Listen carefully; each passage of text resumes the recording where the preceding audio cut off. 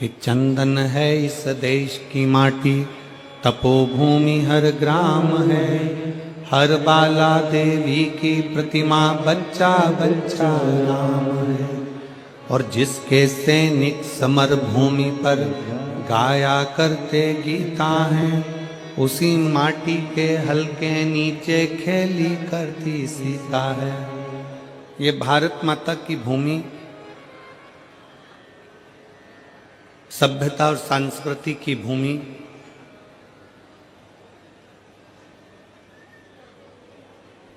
छत्रपति वीर शिवाजी की, महाराणा प्रताप जी की भूमि, माहिल्याबाई झांसी की रानी की ये भूमि, जिसमें भारत के कई संत, साधु, तपस्वी, साधक, उपासकों का जन्म हुआ।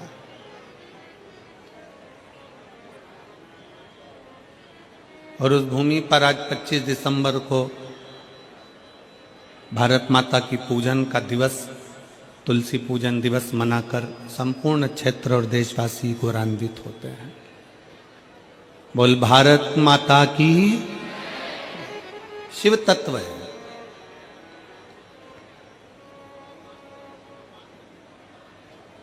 ये शिव महापुराण की कथा,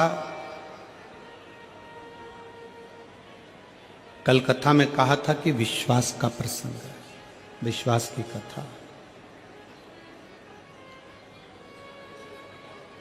और पूरी कथा में केवल एक भरोसा, एक विश्वास, एक दृढ़ता है। आप कितना विश्वास रखकर, कितना भरोसा रखकर, कितने विश्वास के साथ, कितने भरोसे के साथ, कितनी दृढ़ता के साथ आप इस पवित्र शिव महापुराण की कथा को अपने भीतर उतारते हो, यह आपके ऊपर निर्भर करता है।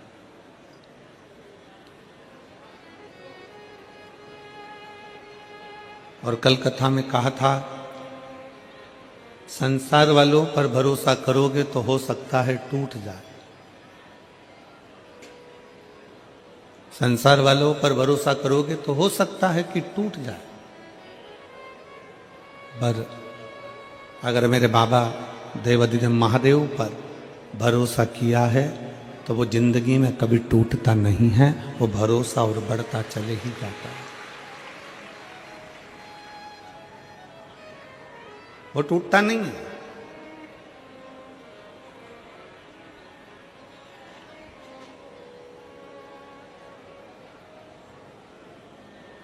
काशी प्रदेश में एक संत हुए शिव योगी,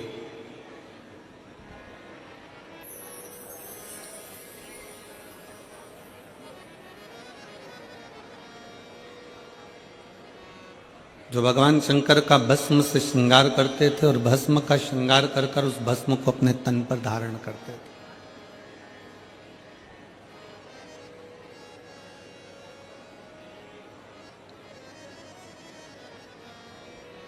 शिव पर चढ़ी गई भस्म, शिव पर चढ़ाया गया जल, शिव पर चढ़ाई गई बेलपत्र, शिव पर चढ़ाया गया एक अक्षत, शिव पर चढ़ाया गया चंदन, अबीर, गुलाल,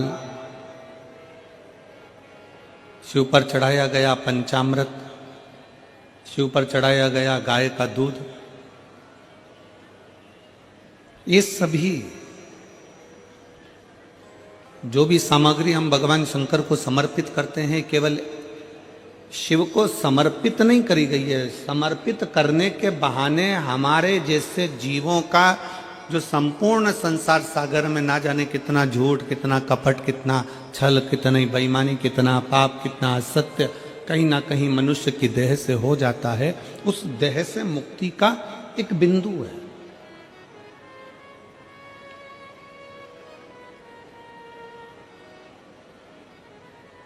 और बड़े ध्यान से सुनिएगा, आप अगर शंकर जी को जल चढ़ा रहे हो, एक लोटा जल भगवान शिव को समर्पित कर रहे हो, तो यह ना सोचिए कि शंकर को आपके जल की जरूरत है।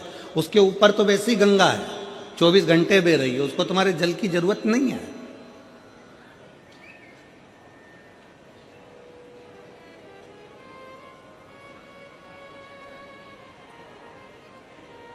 आप देवाधिदेव महादेव को अगर एक लोटा जल चढ़ा रहे हो तो ये विचार ना करिए कि शंकर को तुम्हारे जल की जरूरत है। शिव जी को अगर एक बेलपत्र चढ़ा रहे हो तो ये विचार ना करिए कि शंकर जी को तुम्हारे बेलपत्र की जरूरत है। उसके पास में जगदम्बा, जगद्धात्री, दुर्गा, भवानी माता पार्वती विराजमान है, जो स्वयं बेलपत्र का एक स्वरूप है, आद्य शक्ति है।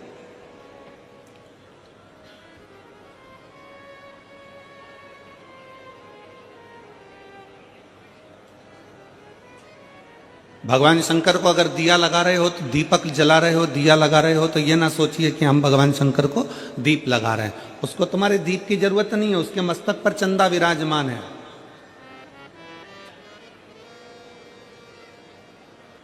उसके मस्तक पर स्वयं चंद्रमा बैठा हुआ है।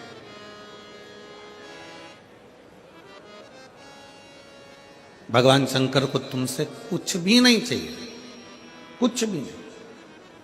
आप अगर विचार करो कि मैं शंकर जी को जल चढ़ा रही हूं, शंकर जी को जल की जरूरत है नहीं है। जो जल आप शंकर भगवान को चढ़ा रहे हो, शिव को तुम्हारे जल की जरूरत नहीं है। शंकर जी को जो जल चढ़ा रहे हो वो जल की जरूरत तुमको है। जिस दिन तुम्हारा दुख का समय आएगा, तुम्हारा चढ़ाया गया एक लोटा तुम्हारे सामने आकर खड़ा होगा। जो तुमने भगवान को दिया है, जो तुमने भगवान को प्रदान किया है, जो तुमने भगवान को दिया है। एक चरित्र आता है, स्मरण में रहे आपके। एक राजा ने अपने नगर में सूचना कर दी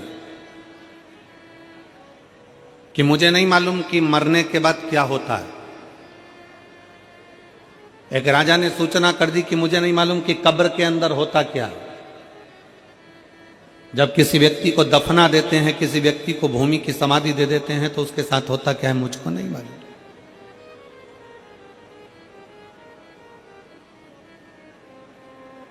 राजा ने सूचना दी, अगर मेरे राज्य का कोई व्यक्ति कब्र के अंदर सोने के बाद मुझे बता दे कि कब्र के अंदर होता क्या है, मरने के बाद होता क्या है, तो मैं उसको मुंह मांगा धन दूंगा। अब सोचने वाला विषय है कि मरे कौन बताने के लिए, जो मर गया वो आके बताए कौन।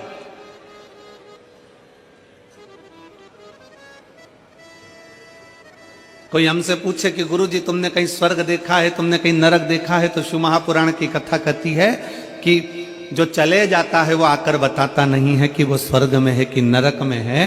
पर इतना जरूर है कि अगर आप शिव महापुराण की कथा के अंदर बैठे हो, आप शंकर को एक लोटा जल चढ़ा रहे हो, आप पंचाक्षर मंत्र नमः शिवाय कर रहे हो, आप षडाक्षर मंत्र ओम नमः शिवाय कर रहे हो, आप राम नाम, कृष्ण नाम, शिव नाम जप रहे हो, श्री शिवाय नमस्तुभ्यम बोल रहे हो, आप देवी की आराधना कर रहे हो, आप शंकर की आराधना कर रहे हो, आप भूखे को भोजन करा रहे हो, आप प्यासे को पानी पिला रहे हो, किसी की शिक्षा की व्यवस्था कर रहे हो, किसी की औषधि की व्यवस्था कर रहे हो, तो समझ लेना कि आप स्वर्ग में निवास कर रहे हो, आप नरक में नहीं रह रहे। ये पृथ्वी ही स्वर्ग है,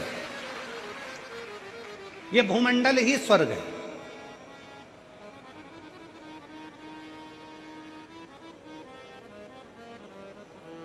अब राजा ने सूचना कर दी कि कोई मुझे बता दे कि कब्र के अंदर होता क्या है, मरने के बाद होता क्या। कोई मुझे सूचना दे होता क्या। अब दे सूचना कोई।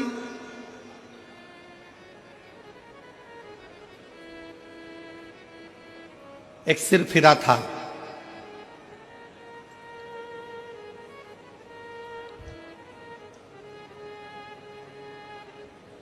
बहुत कंजूस था। उसके मन में आया कि राजा ने सूचना दी है कि कब्र के अंदर होता क्या है, मरने के बाद होता क्या है, बताना है।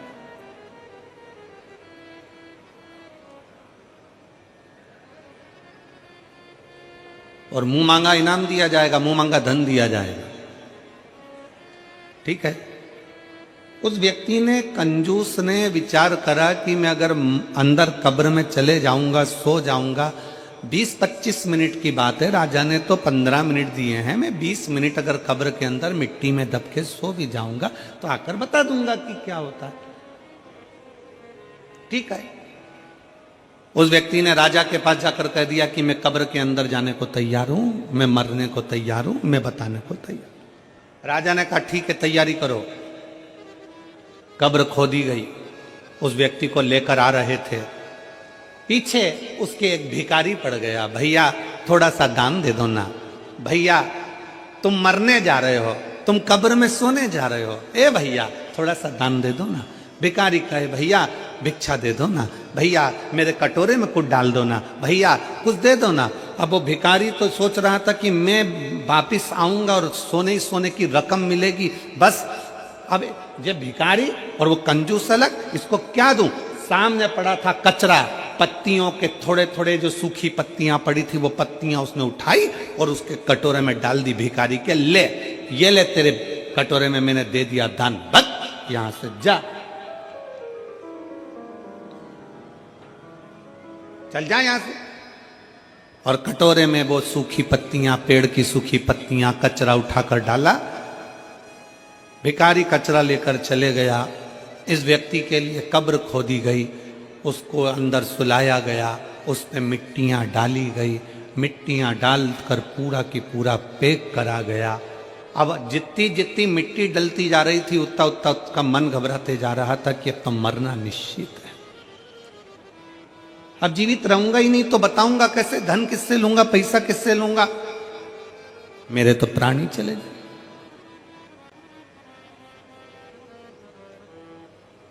कोई बात नहीं, बस तो मैं जाऊंगा, ये पक्का। 8 से 10 मिनट निकल गए, एक सांप उस कब्र के अंदर घुसने लगा। उसने मन में विचार करा कि अभी तो मैं बच भी जाता, पर अब तो पूरा ही मरा।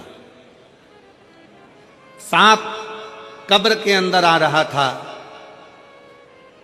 और ये घबरा रहा था।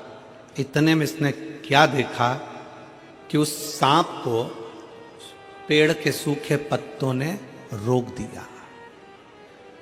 इसने देखा उस सांप को कचरे ने रोक दिया। पेड़ के सूखे पत्तों ने, कचरों ने उस सांप को रोका। सांप अंदर आने का प्रयास करता रहा, सूखे पत्ते उसको रोकते रहे, कचरा उसको रोकता रहा, सांप अंदर नहीं आया। आखिरी में पलट कर चले गया। 20 मिनट पूरे होने के बाद इसको कब्र से निकाला, राजा के दरवाजे में लाकर खड़ा करा। राजा ने पूछा, बताओ कब्र में होता क्या है? उसने अपनी वाणी में कहा, महाराज होता बस वही है कि जीते जी जिंदगी में आप जो दान करते हो वो मरने पर भी आपके सामने आकर खड़ा हो जाता है।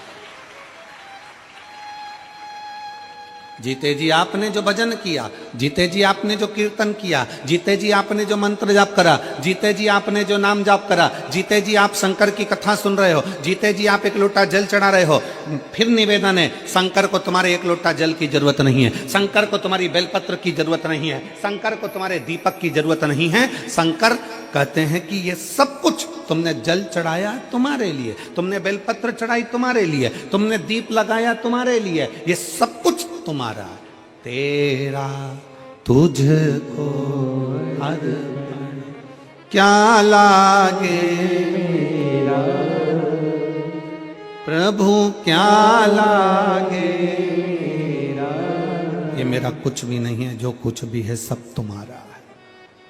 तुमने जो किसी को पानी पिलाया है, तुमने किसी को सत्संग कराया है, तुमने किसी को भोजन कराया है, तुमने दीप लगाया है, तुमने कहीं भगवान का नाम जाप किया है, ये सब कुछ तुम्हारा आएगा और तुम्हारे काम ही आएगा।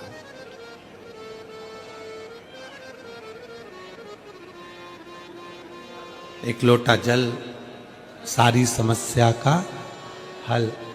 तुमने जो एक लोटा जल भगवान शंकर को समर्पित करा है, थोड़ा आवाज खींच रहा है, पकड़ रहा है, डीले कम करो हल्का सा और प्लेन करने का उसको सही तरीका पर। एक लोटा जल जो तुमने भगवान शंकर को समर्पित किया है, वो एक लोटा जल किसी दूसरे के लिए नहीं किया, तुमने अपने लिए किया। शंकर भगवान के पास में जो भस्म है, शिव जी के पास में जो बेलपत्र है, शिव जी के पास में जो चंदन है शंकर जी के पास में, जो बेलपत्र है, जल है, वो शिव का चढ़ाया गया एक एक सामग्री कोई साधारण नहीं होती, उसका बल बड़ा प्रबल होता है, बहुत प्रबल।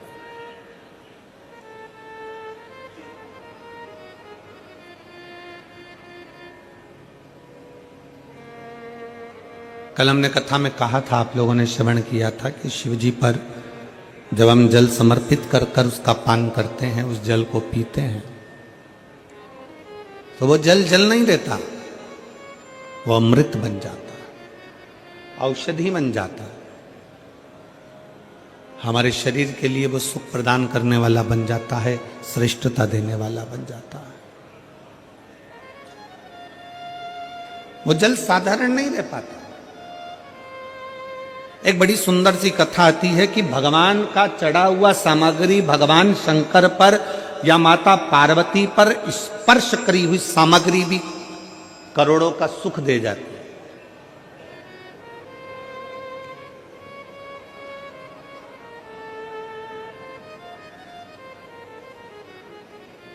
करोड़ों की संपदा दे जाती है।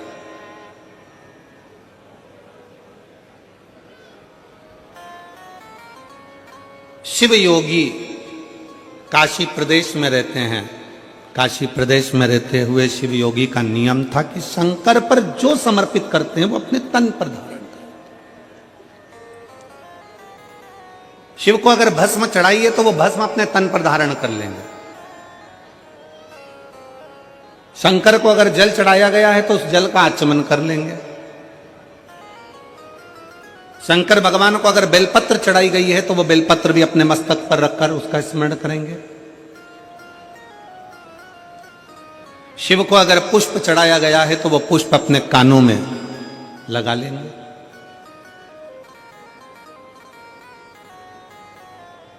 कभी कभी हम तो नहीं जानते, पर आप लोगों ने अगर स्मरण में हो तो हमने भी एक बार दर्शन किया है। आप लोग भी कभी शंकर भगवान के अगर फोटो को निकालोगे, गूगल पर सर्च करना शंकर जी के फोटो निकालना, बहुत सारे, तो उन फोटो में आप पाओगे, आप उन फोटो में दर्शन करोगे कि शंकर जी के कान में एक फूल, शिव जी के कान में कनेर का पुष्प खुसा रहता है। किस किसने देखा है? किसी फोटो में आप लोगों ने दर्शन करा होगा कि शिव जी के कान में एक पुष्प यहां लगा रहता है।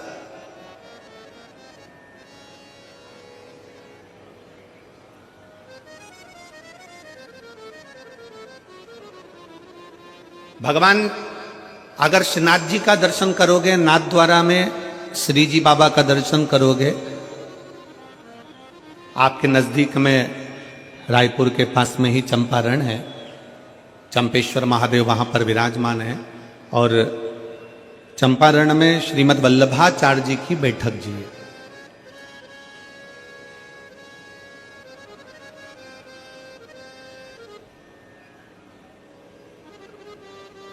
जिन्होंने पुष्टि मार्ग को प्रगटाया, ठाकुर जी के चरणों की सेवा सिखाई। और श्रीनाथ जी का अगर दर्शन करते हो, श्री जी बाबा का अगर दर्शन करते हो, गोवर्धन नाथ जी का अगर दर्शन करते हो, तुम्हारे घर में अगर श्रीनाथ जी का कोई फोटो है, गोवर्धन नाथ जी का अगर कोई फोटो है, श्री जी बाबा का अगर कोई फोटो है, तो उस फोटो में आप दर्शन करेंगे कि श्रीनाथ जी का जो हस्तकमल ऊपर है, उस हस्तकमल पर एक पुष्प रखा हुआ है। एक पुष्प श्रीनाथ जी के हस्तकमल पर है, एक पुष्प शंकर जी के कर्ण पर। दोनों पुष्प साधारण नहीं है। श्री जी बाबा के हस्तकमल पर जो पुष्प है वो जमुना दास जी ने दिया था। वो पुष्प मेरे गोवर्धन नाथ जी के श्रीनाथ जी के हाथ पर आज भी रखा हुआ। वो पुष्प साधारण नहीं है जो भगवान श्रीनाथ जी ने अपने हस्त पर लिया, और वो पुष्प भी साधारण नहीं है जो भगवान शंकर के कानों पर रखा हुआ है। जमुना दास जी ऐसे संत जिन्होंने ठाकुर जी के इतने प्रिय कि ठाकुर जी के लिए रोज नई नई माला तैयार करते थे, रोज नया नया श्रृंगार तैयार करते थे। भगवान गोवर्धन नाथ जी के लिए, श्रीनाथ जी के लिए रोज नया नया श्रृंगार बनाते थे। एक दिन जमुना दास जी ने एक डलिया में पुष्प देखा तो उन्होंने फूल वाले से कहा, पुष्प वाले से बोला, भैया ये फूल मुझे दे दो। जमुना दास जी, फूल की कीमत 1 रुपया है। जमुना दास जी ने कहा, ठीक है, ये फूल 1 रुपये लो और तुम मुझे दे दो।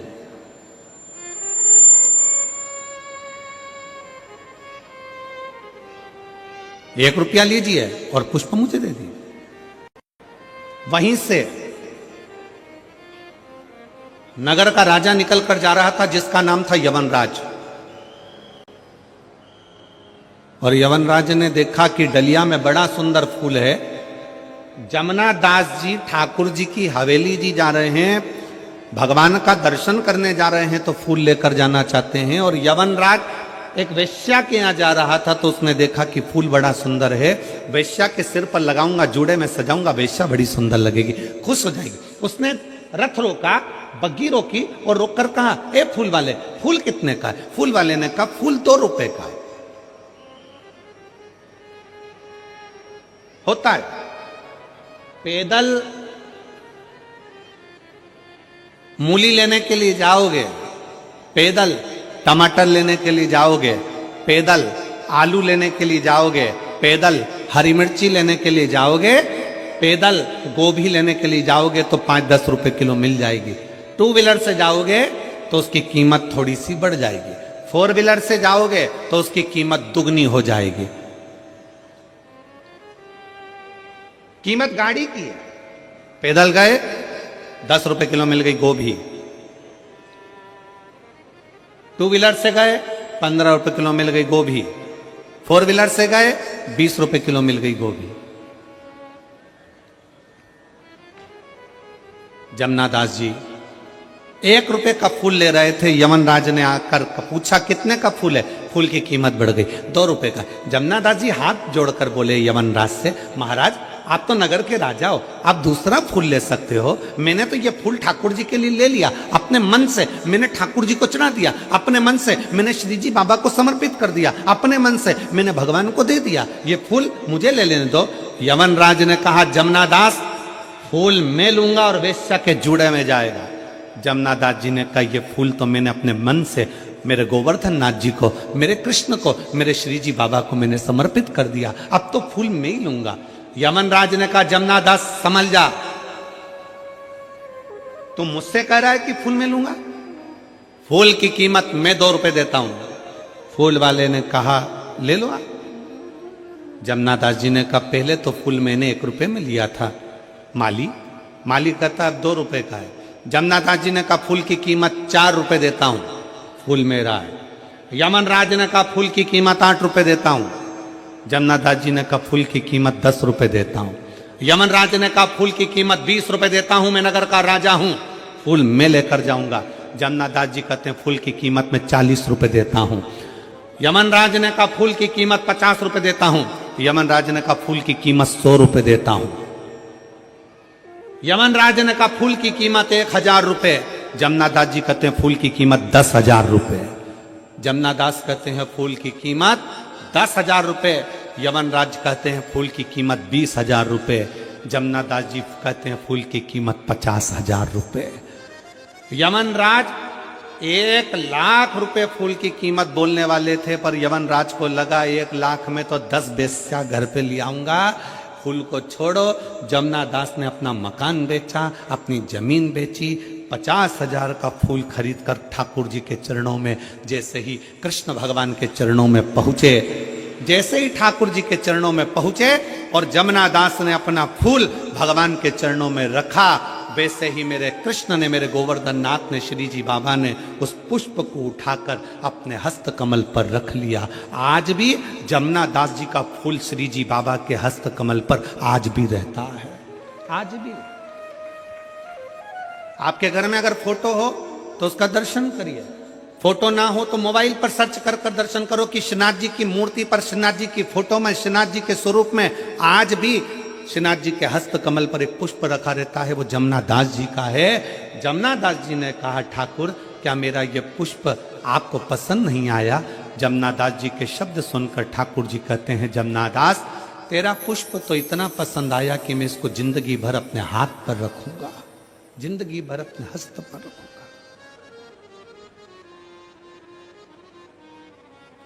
क्या था इस पुष्प में? इस पुष्प में कीमत नहीं है, इस पुष्प में दिल है, भाव है। वो तो जमुनादास जी थे जो फूल की कीमत बढ़ा दी है। एक हम घर की मां कह देती है, सुन बेटा आज पंडित जी पूजन कराने आएंगे, आज शिवरात्रि है, माला लिया बाजार से। पति से कहा जाओ जरा माला लिया बाजार से। पति गए माला लेने के लिए। माला कितने की है? 50 रुपए की। इससे छोटी 30 रुपए की, इससे छोटी 10 रुपए की। यही उतार कर दे दो।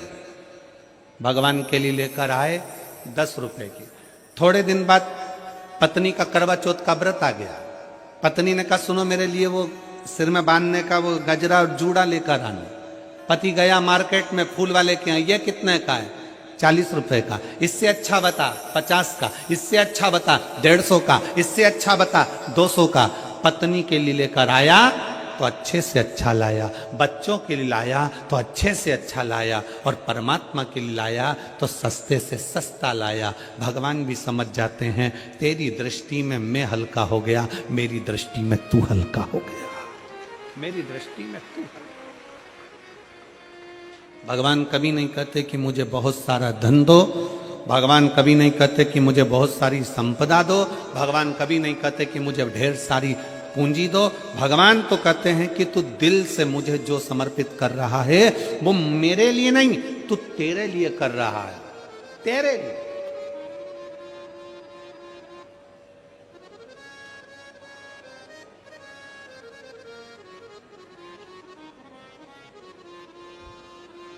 शिव योगी की कथा कर रही। काशी प्रदेश में रहने वाला वो शिव योगी भगवान शंकर की भक्ति में झूमता, शिव जी को भस्म का श्रृंगार करता, वो भस्म अपने तन पर धारण कर लेता। शंकर जी को बेलपत्र का श्रृंगार करता, बेलपत्र अपने तन पर धारण कर लेता। भगवान शंकर को जल समर्पित करता, वो जल का आचमन कर लेता। शिव योगी भगवान शंकर को जो समर्पित करता वो शिव का भाव से, भगवान शंकर का औषधि भाव से अपने ऊपर धारण कर लेता। भगवान का चढ़ा भगवान को समर्पित किया गया, कोई साधारण हो सकता है? हमने पहले भी एक बार कथा में कहा था, मेरी जीजियों से निवेदन है, मेरे जीजाओं से निवेदन है, मेरी बेटियों से बेटाओं से निवेदन है, कोई 500 रुपए की साड़ी लेकर आए, कोई 1000 रुपए की साड़ी लेकर आए, कोई 10,000 की साड़ी लेकर आए, तुम 200 रुपए की साड़ी लेकर आओ।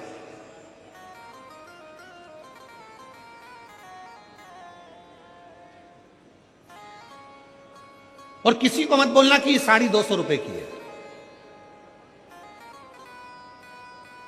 किसी को मत बोलो कि ये साड़ी 200 रुपए की है। वो साड़ी को तुम लाए, सबसे पहले उस साड़ी को उतार कर, उस साड़ी को उस पन्नी में से निकाल कर, उस पॉलिथीन में से निकाल कर, उस साड़ी को बैग में से निकाल कर सबसे पहले माता पार्वती जी को, जो घर में तुम्हारे देवी हो, कुल देवी हो, कुल देवता हो, शंकर जी का शिवलिंग हो, गणेश जी की मूर्ति हो, ठाकुर जी हो, लड्डू गोपाल हो, जो तुम्हारे घर में, उनको अपनी वो साड़ी लाकर एक बार उन पे चढ़ा दो, उनको छुआ दो। जब वो साड़ी उनको चढ़ा दोगे और वापिस लोगे तो वो क्या बन जाएगा? भगवान का प्रसाद। अब वो साड़ी नहीं रही, अब वो प्रसाद बन गई। चलो एक बात आपसे पूछें, भंडारे में गए हो कभी? अरे जम के तो बोलो जरा। आजकल छत्तीसगढ़ वाले कम बोलते हैं क्या? जम के तो बोलो जरा। भंडारे में गए हो? सब्जी खाई है? वो सब्जी तुम घर में बनाकर खाओगे तो वैसा स्वाद आएगा क्या? नहीं। भंडारे की पूड़ी में, भंडारे की सब्जी में, भंडारे के चावल में, भंडारे के दाल में।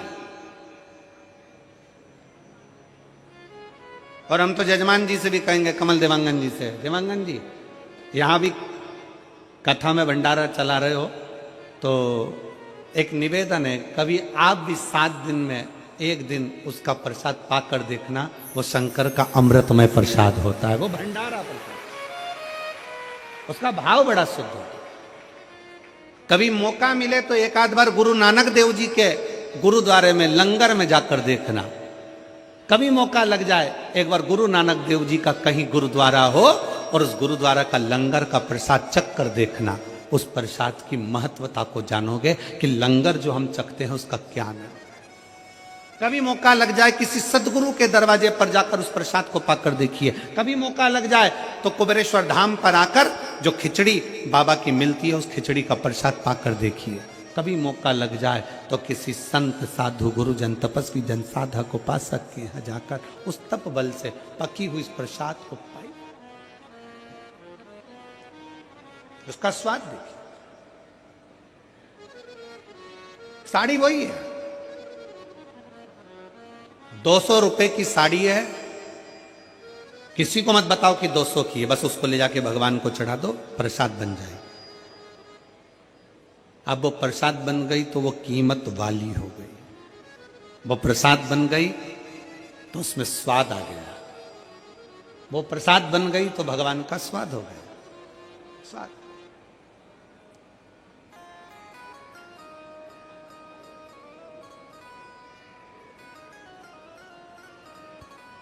हम देवांगन जी हमारे लाडले की पूजन करते हैं, कल्लू जी की, और हमारे जो शंकर जी हैं और शालिग्राम जी हैं उनको हम आपके कक्ष में, हमारे बाजू में अलग कक्ष में उनकी सेवा होती है। सुबह सुबह हम वहाँ पहुँच जाते हैं सेवा के लिए। तो जब भगवान को भोग लगता है और भगवान का जब स्नान आदि हो जाता है, भोलेनाथ जी का पूजन हो जाता है और भाभी जी वगैरह वो फ्रूट्स थोड़ा सा फल और दूध वगैरह भेजती हैं, तो वो हम भोग लगाकर वापिस उसको बाहर भेजते हैं। उसका थोड़ा सा प्रसाद आप पहले भगवान के पास ना आए उससे पहले उसको रख कर देखो और उसको खाकर देखो। और जो शंकर जी की हम पूजन करें तो बाबा की या किसी मंदिर में पूजन होती है, वो मंदिर का प्रसाद जब अंदर से बाहर आता है और प्रसाद को पाकर देखोगे तो उसका स्वाद अपने आप बढ़ जाता है, क्योंकि वो प्रसाद हो जाता है, वो प्रसाद। सत्यनारायण भगवान की कथा करवाओ, आटे की पंजेरी बनाओ, पंजेरी को अलग रख दो और एक कटोरी पंजेरी सत्यनारायण जी के सामने रख दो।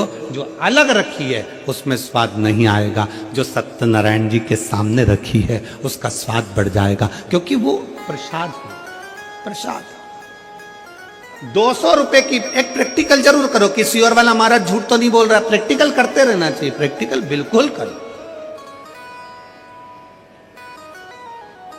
प्रैक्टिकल जरूर करो। 200 रुपए की साड़ी लो, भगवान को चढ़ा दो, प्रसाद हो गई।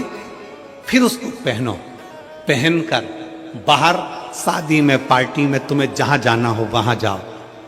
आपको लोग पलट कर कहेंगे अच्छी दिख रही है, बहुत महंगी है, कीमत भगवान को चढ़ाने से हो गई है। अच्छी दिख रही है, बहुत महंगी है, बहुत महंगी।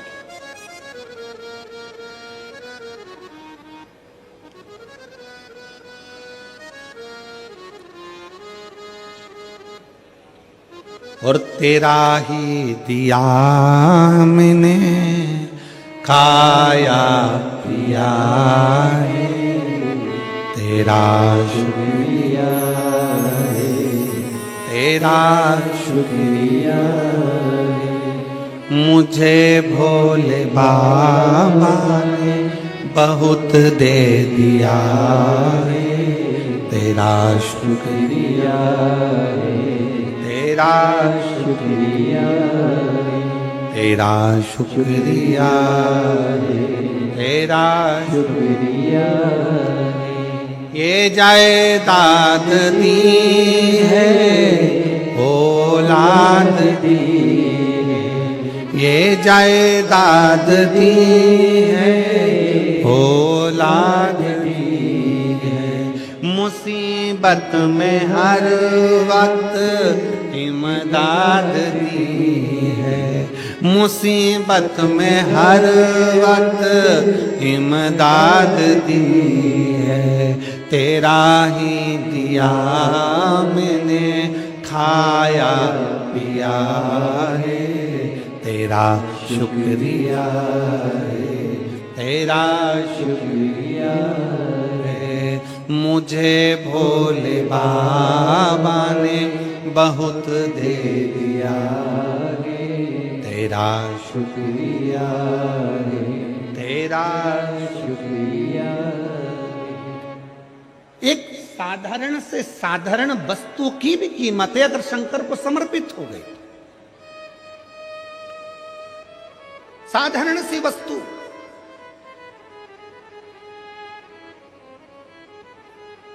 सीता जी ने जब हनुमान जी ने माता जानकी जी को राम जी की मुद्रिका दी, तब सीता जी ने हनुमान जी को क्या दिया था? जम के बोलो, क्या देकर भेजा था? अरे बोलो तो, क्या देकर भेजा? हनुमान जी ने तो माता जानकी जी को मुद्रिका दी थी, अंगूठी दी थी। सीता जी ने क्या देकर भेजा था? अपनी चूड़ामणि। क्या देकर भेजा था? जम के बोलो जरा। अपने बालों की चूड़ामणि माता जानकी जी ने हनुमान जी को देकर भेजा। क्या थी चूड़ामणि? कहां से आई थी चूड़ामणि? वो चूड़ामणि इतनी विशेष क्या थी जो चूड़ामणि सीता जी ने हनुमान जी को दे दी?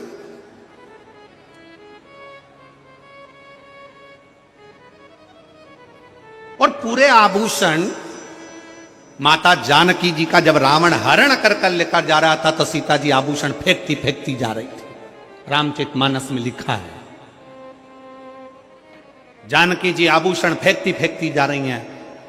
चूड़ामणि माता जानकी हनुमान को दे देती है कि राम जी को दे देता। कहां से आई चूड़ामणि? वो चूड़ामणि में ऐसा क्या था? वो चूड़ामणि में क्या था जो माता जानकी जी हनुमान जी को देखते समय, विदा करते समय चूड़ामणि दे देती? क्या था वो चूड़ामणि? साधारण नहीं थी। जब मंथन किया गया देवता और राक्षसों ने मिलकर, समुद्र मंथन करा, मंदराचल सुमेरु पर्वत की रई बनाकर, शेषनाग की नेति बनाकर जब मंथन किया, मंथन में रत्न निकले, माणिक मोती औषधि सब कुछ निकले। फिर रतन में लक्ष्मी जी प्रकट हो रही थी, उससे पहले एक देवी और प्रकटी थी।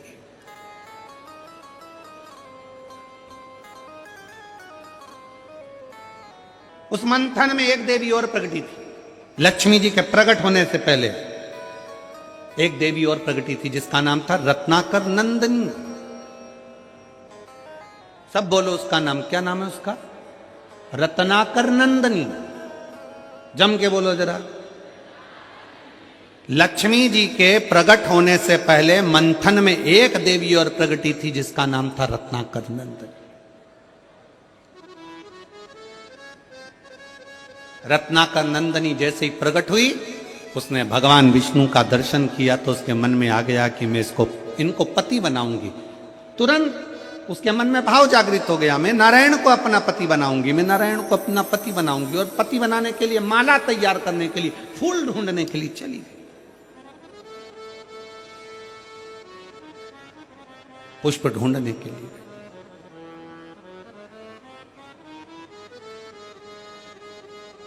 और रत्नाकर नंदनी जब फूल ढूंढने के लिए गई, इतनी देर में मंथन में प्रकट हो गई माता महालक्ष्मी।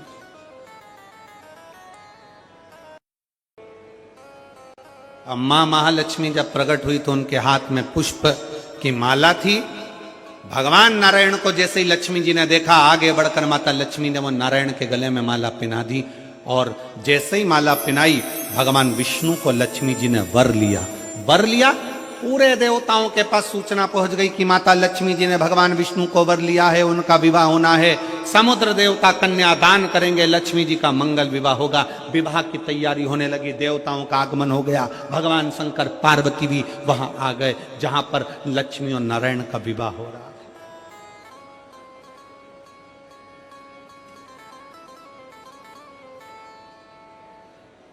पहुंच गए।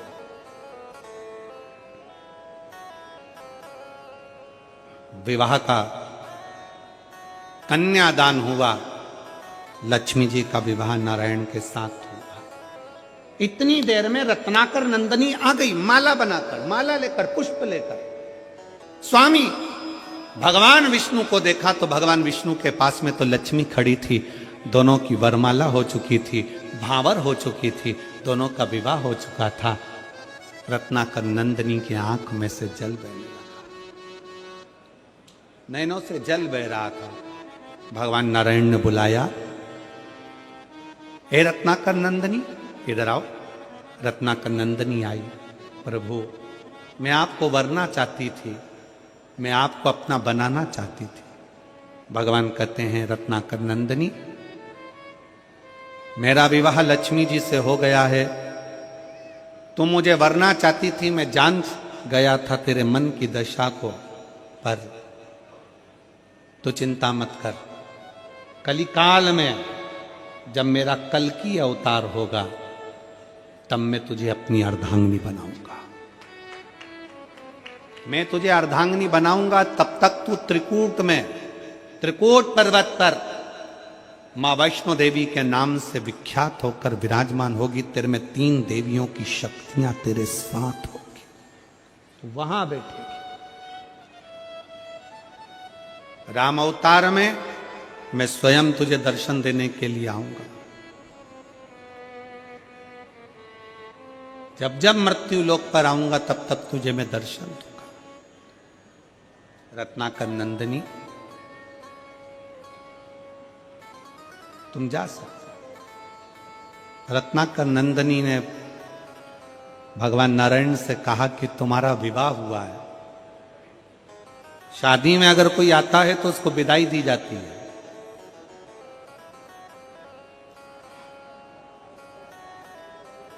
शिव महापुराण की कथा में अगर कोई आता है तो उसको जजमान विदाई नहीं देता। शिव महापुराण की कथा में अगर कोई आता है तो भगवान शंकर उसको आखिरी दिन विदाई देकर भेजते हैं। इसीलिए शिव महापुराण का 6ठा दिन शिवरात्रि मानी जाती है और 7वें दिन विदाई मानी जाती है, तो भगवान शंकर उसकी झोली में खुशियां देकर भेजते हैं।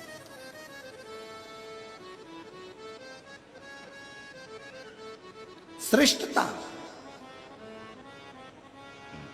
रत्नाकर नंदनी कहा, मैं जा रही हूं, पर मैं आपके विवाह में साक्षी बनी हूं, आपके विवाह में मेरी साक्षीता है, आप मुझे विदाई दीजिए। भगवान नारायण मुस्कुरा कर कहते हैं कि आपको मैं विदाई दूं, ये श्रेष्ठता कहां? हमारे देवों में भी देव महादेव हमारे पास में बैठे हैं, विदाई वो देंगे। तुरंत रत्नाकर नंदनी शंकर जी के सामने हाथ जोड़कर बोली कि हमको विदाई दीजिए। रत्नाकर नंदनी के शब्द सुने तो शंकर भगवान बोले कि आप स्त्री हो और स्त्री को विदाई मां जगत जननी पार्वती देंगी। पार्वती जी ने शंकर जी को देखा और देखकर मुस्कुरा कर कहा कि मैं क्या दूं इसको, मेरे पास तो फूल के जेवर हैं, मेरे पास कोई गोल्ड नहीं, हीरा नहीं, चांदी नहीं, सोना नहीं। सारे देवी देवताओं के पास में, सारी देवियों के पास में सोने चांदी के हीरे पन्ना के जेवर होंगे, पर मेरे शंकर भगवान की धर्म पत्नी माता अर्धांगिनी माता पार्वती के पास हीरा मीरा नहीं, क्योंकि शंकर भगवान तो खुद कोहिनूर हीरा है, और जिसके पास मिल जाते हैं तो उसको हीरे की जरूरत ही क्या पड़ती है। मेरे पास तो खुद कोहिनूर हीरा मेरा शिव है।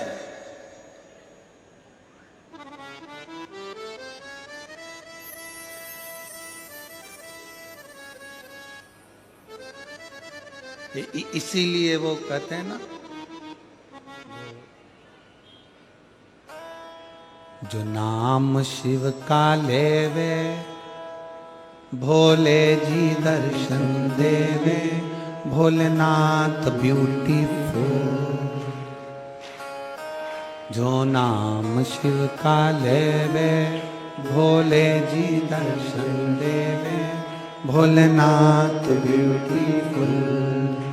जो नाम उसका लेवे भोले जी दर्शन देवे, Bholenath beautiful, Bholenath beauty, Bholenath beautiful.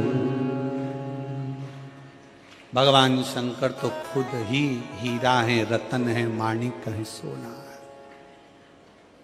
मेरा शिव तो खुद सुंदर है, इसलिए उसको कर्पूर गौरम करुणाव तारम संसार सारम भुजगेंद्र हारम सदा वसंतम हृदयारविंद भवम भवामी सहितम। पार्वती जी मुस्कुरा कर कहती है, मेरे पास कोई आभूषण नहीं है, मैं क्या दूं? रत्नाकर नंदनी को विदाई में क्या दूं? शंकर भगवान ने कहा,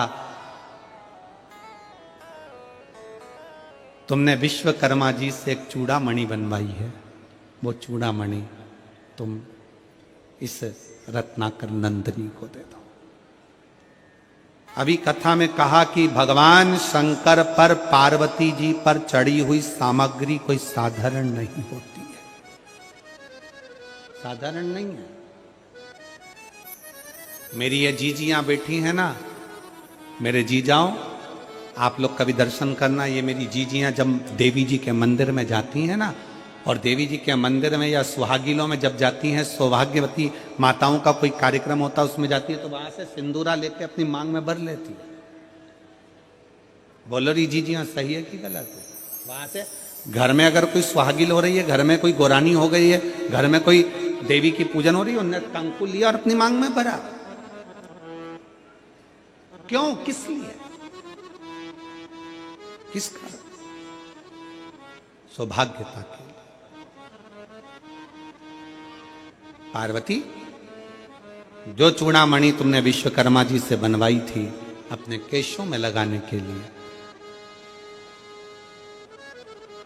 जब सोने का महल बनवाया था और सोने के महल के साथ में एक चूड़ामणि तुमने बनवाई थी, और वो महल तो चले गया था जो विश्वकर्मा जी को मिल गया, पर वो चूड़ामणि तुम्हारे पास है, दे दो। पार्वती जी मुस्कुरा कर कहती हैं, स्वामी, बालों से चूड़ामणि निकाली और दे दी रत्नाकर नंदनी को। रत्नाकर नंदनी से पार्वती जी ने कहा, सुनो रत्नाकर नंदनी, ये वो चूड़ामणि है जो मेरे स्वामी से कहकर मैंने बनवाई थी, और मेरे स्वामी ने मुझे वर दिया था कि ये चूड़ामणि जिस स्त्री के जूड़े में रहेगी और वो स्त्री जिस नगर में रहेगी, ये चूड़ामणि जिस स्त्री के जुड़े में रहेगी और वो चूड़ामणि जिस नगर में रहेगी, वहां का राजा कभी हार नहीं सकता, उसे कोई मार नहीं सकता। वहां का राजा कभी हार नहीं सकता और उसे कोई मार नहीं सकता। चूड़ामणि रत्नाकर नंदनी को दे दी। रत्नाकर नंदनी चूड़ामणि ली और लक्ष्मी जी को दे दी। लक्ष्मी जी की चूड़ामणि आई, इतनी देर में इंद्र की पत्नी इंद्राणी का दिल उस चूड़ामणि पर आ गया। इंद्राणी ने इंद्र से कहा, ये चूड़ामणि मुझको चाहिए। इंद्र ने विवाह की विदाई में कि नारायण भगवान आपकी शादी हुई है, मेरी विदाई में कुछ दोगे नहीं? क्या चाहिए? वो चूड़ामणि जो लक्ष्मी जी के जूड़े में सजी है, वो चूड़ामणि इंद्र ने लेकर इंद्राणी को दे दी। अब इंद्राणी के जूड़े में वो चूड़ामणि थी। एक संभासुर नाम का एक असुर हो गया जो देवताओं को परेशान करने लगा, तो दशरथ जी को युद्ध करने के लिए बुलाया। दशरथ जी को युद्ध करने के लिए बुलाया। उस समय पर दशरथ जी का विवाह माता केकई से हुआ था। केकई इतनी बड़ी वीर थी, रथ को हाँकने वाली और शस्त्र चलाने वाली माता केकई थी। और केकई युद्ध के मैदान में आई। संबासुर का वध हुआ। जब संबासुर का वध हुआ तो इंद्र ने दशरथ जी को विदाई में 2 हंस और 2 पंख दिए। और इंद्राणी ने पूछा, आपको क्या दूं? तो इंद्र ने कहा, एक काम करो, केकई को आपके चूड़े की चूड़ामणि दे दो। केकई को वो चूड़ामणि दे दी गई। केकई के मस्तक पर वो चूड़ामणि आई। केकई आई, केकई ने विचार करा, ये चूड़ामणि का मैं क्या करूंगी? मेरे पास तो दशरथ जी हैं, ये चूड़ामणि मैं सुमित्रा जी को दे देती हूँ। सुमित्रा को चूड़ामणि दे दी। राम जी का विवाह हुआ, सीता विवाह कर आई। मुंह दिखाई में सुमित्रा जी ने वो चूड़ामणि सीता जी को दे दी। वो चूड़ामणि सीता के पास, मां जानकी के मस्तक में वो चूड़ामणि आ गई। बलकल वस्त्र पहने, थोड़े से आभूषण पहनी हुई माता जानकी चली वन में जाने पर जब उनके वस्त्र, उनके आभूषणों को फेंका गया, चूड़ामणि उनके मस्तक पर रह गई, लंका में चली गई। हरण होकर जब लंका में पहुंची, हनुमान जी मुद्रिका लेकर आए, तब सीता जी को ध्यान आया कि ये वो चूड़ामणि है जो दशरथ जी ने कहा था, सुमित्रा जी ने कही थी, ये चूड़ामणि जिसके जूड़े में रहेगी और वो जूड़े में लगी हुई स्त्री जिस नगर में रहेगी, वहां का राजा कभी मर नहीं सकता और वहां का राजा कभी हार नहीं सकता। अगर ये चूड़ामणि लंका में रह गई तो मेरे राम इस रावण को नहीं मार सकते। इसलिए हनुमान जी के आते से सबसे पहला काम करा, चूड़ामणि को लेकर भेज दिया। फिर लंकापति मरा है, फिर लंकापति। आप जरा विचार करिएगा, शंकर जी की अर्धांगिनी माता पार्वती शिव और शक्ति दोनों पर चढ़ी हुई एक वस्तु, जरासी बेलपत्र शंकर जी पे चढ़ी हुई खा लेते हैं, औषधि मुक्त हो जाते हैं। जरासा चढ़ा हुआ जल हम पी लेते हैं, औषधि के रूप में लेकर हम रोग मुक्त हो जाते हैं। केवल बाल में लगी हुई चूड़ामणि भी, माता पार्वती के मस्तक की वो चूड़ामणि भी इतना फल दे जाती है कि नगर के राजा को बचा लेती है। नगर के राजा क्या करती है शिव महापुराण की कथा। शिव महापुराण की कथा क्या करती है। अभी हम आ रहे थे तो रास्ते में हमने देखा कि बहुत सारी दुकानें यहाँ पर रायपुर के इन रस्तों में लगी हुई थी। लाल कलर का कपड़ा पहने हुए बच्चों की ड्रेस में पुतला होन और उसके ऊपर टोपी, बहुत सारे कपड़े बिक रहे थे। कोई कुछ बेच रहा था, कोई कुछ बेच रहा था। हमने पूछा हमारे पीएसओ से कि ये आज क्या बिक रहा है, तो कहा गुरुजी आज वो लोग लेते हैं बच्चों को पहनाने के लिए। तो हमने कहा बताओ दुनिया कहाँ चली गई। अगर भारत की भूमि पर किसी को पहनाना है तो वीर शिवाजी के कपड़े पहना दो। भारत की भूमि पर पहनाना है तो इस महाराणा प्रताप के कपड़े पहना दो। भारत की भूमि पर अगर पहनाना है तो अपने बच्चों को वीर शिवाजी, महाराणा प्रताप, झांसी की रानी, माहिल्याबाई बना दो। पर अपने बच्चों को ऐसे कपड़े पहना के जोकर मत बनाइए जिससे उनकी हंसी उड़ जाए। सनातन धर्म की साख को मजबूत करिए, सनातन धर्म की साख को प्रबल बनाइए और सनातन धर्म को मजबूत करने का प्रयास करिए। अपना धर्म छोड़कर किसी दूसरे धर्म में जाकर झूठन मत खाइए, भले अपनी रूखी सूखी हो वो खाइए। अपने घर का खाओ, रूखा सूखा जैसा भी। और घर की रोटी के आगे कोई रोटी अच्छी लगे क्या जी जी? अरे बोलो तरी मेरी छत्तीसगढ़ की बहनों, ओ मेरे जी जाओ, अपने घर की रोटी क्या। तुम कहीं की भी होटल में चले जाओ, 5 स्टार होटल में चले जाओ, कहीं पर भी घूमने चले जाओ, कितने भी एसी के कमरे में ले लो, कितने भी अच्छे डनलप के गद्दे पर सो लो, 15 दिन 20 दिन 1 महीने में तुम्हें तुम्हारे घर की याद आएगी। कितनी भी तुम मटर पनीर खा लो, पालक पनीर खा लो, चाहे तुम दुनिया भर की सब्जी खा लो, बगर मगर जो भी हो तुम्हारा, वो क्या बोलते हैं उसको, मीन चाउमीन और कुत्ता नहीं कोत्ता, हाँ मोमोज, हाँ जो भी तुम्हें खाना है सब खा लो। पर कितना ही खा लो, उसके बाद भी तुमको 8-15 दिन में याद आएगी कि मेरी मम्मी के हाथ की मुझे रोटी याद आ रही है, मेरी पत्नी के हाथ का भोजन याद आ रहा है। बस वही तुम दुनिया में थोड़ी बहुत चमक ममक इधर उधर की देख के चले जाते हो दूसरे धर्म की ओर, सनातन धर्म को छोड़कर दूसरे धर्म की ओर चले जाते हो, थोड़ी सी चमक देखी और बढ़ जाते हो ना। सनातन धर्म से बड़ा कुछ नहीं है। अपने सनातन को बचाने के लिए तो गुरु नानक देव जी ने अपने बाल तक बढ़ा लिए थे, जटा तक बांध ली थी कि सनातन को मजबूत रखूंगा, रक्षा के लिए। धर्म रक्षा बहुत जरूरी है, सनातन रक्षा बहुत।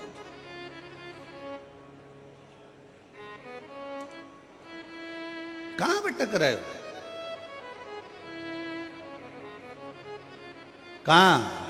और अभी अभी वो लोग कहेंगे वो 31st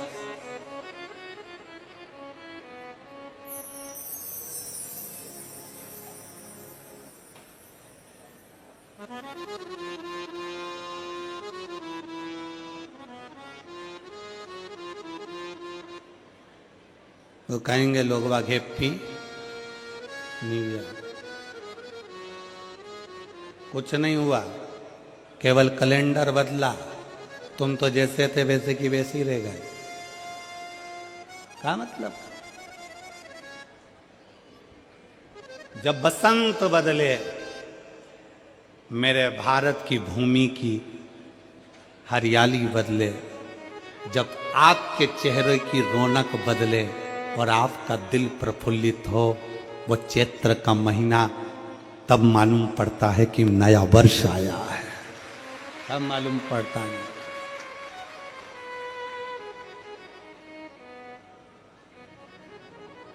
31 तारीख को दारू की बोतल खुलती है और भारतीय नए वर्ष चैत्र की नए वर्ष में गंगा जल खुलता है।